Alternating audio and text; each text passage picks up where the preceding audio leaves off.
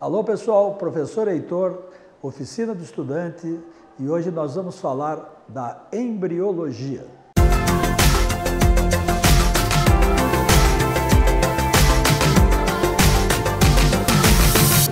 Bom, a embriologia, pessoal, é o estudo do desenvolvimento embrionário. O início desse processo é exatamente o momento da fecundação, ou seja, o momento em que o espermatozoide fecunda o óvulo.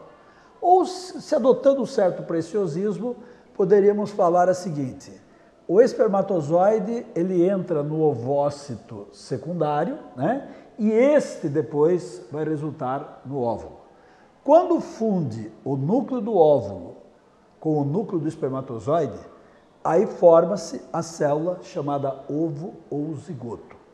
Esse nome célula-ovo vale para qualquer vertebrado, tá? Seja esse vertebrado peixe, anfíbio, réptil, ave, mamífero, ou invertebrados também você pode usar esse nome sempre, ok?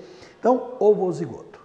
O processo começa quando o nosso zigoto sofre a primeira clivagem.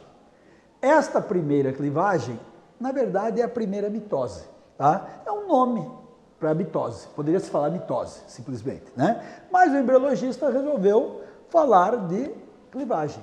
E nessa clivagem nós vamos ter o surgimento das duas primeiras células, que de novo, foi inventado outro nome para essas duas células, foi dado o nome de blastômero. Então você tem dois blastômeros iniciais. Tudo isso, se nós formos considerar um animalzinho chamado anfióxo, anfióxo é aquele protocordado, tá? Ele é o quê? Ele é um cordado ainda invertebrado. Esse anfióxo está se desenvolvendo onde? No mar, tá? Na água. A fecundação dele é externa.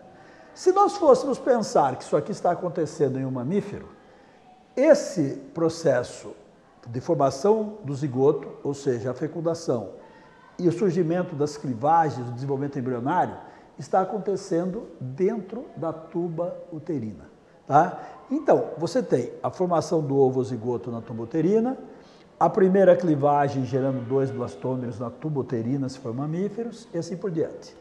Notem que depois vem a segunda clivagem e a terceira clivagens.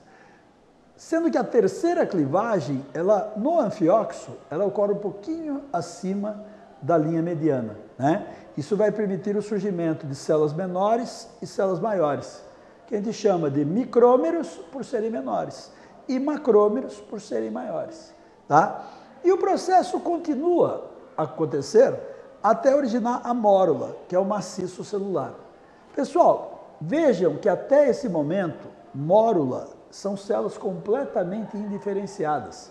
Quando você for dar um exemplo de célula-tronco, você deve usar a mórula, que é esta fase aqui, né, do desenvolvimento embrionário, e até a fase de blástula. Que observem como a fase de blástula, o embrião ele se apresenta oco.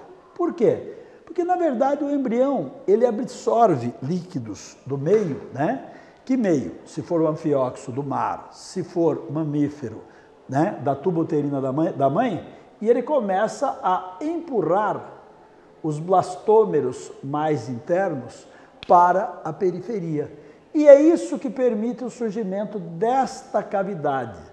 Como a fase se chama blástula, tá? Blastocele é a cavidade da blástula, né? Que é um processo importante. Por quê? Porque tornou este embrião oco.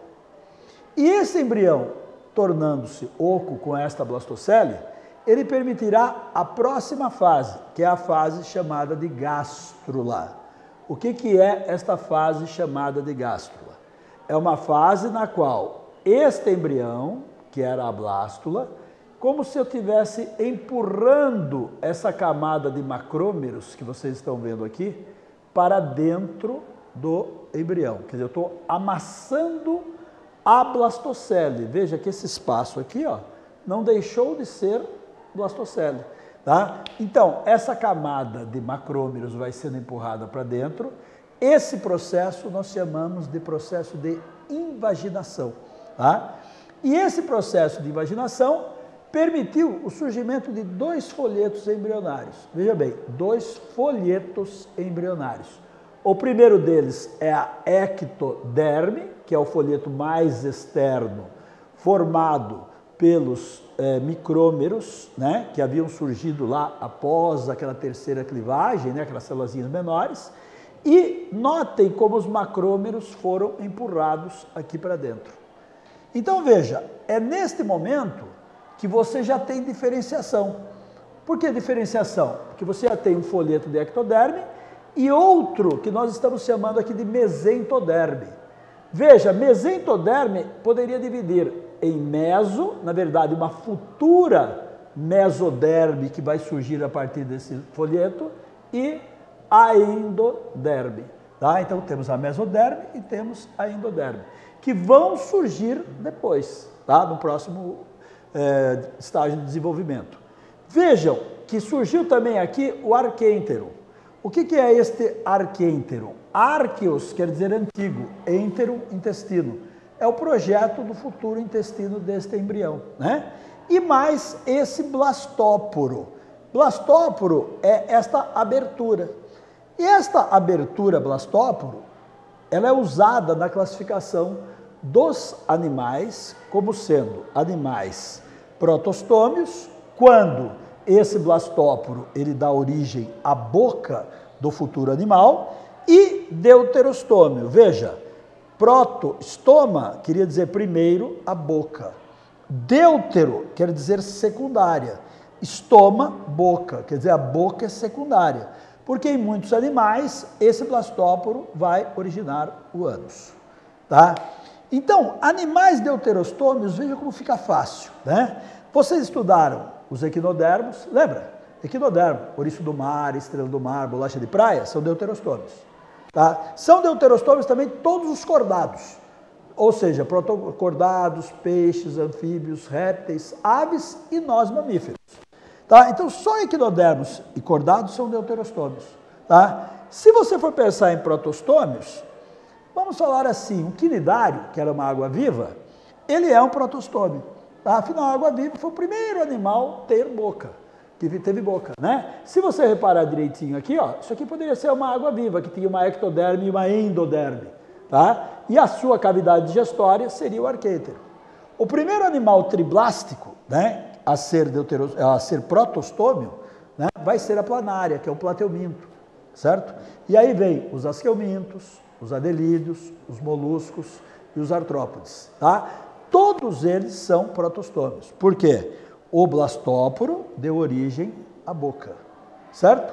Então, começando de baixo para cima, você pode pensar nos quinidários, nos plateumintos, nos asqueumintos ou nemateumintos, nos adelídeos, nos moluscos e nos artrópodes. Ok?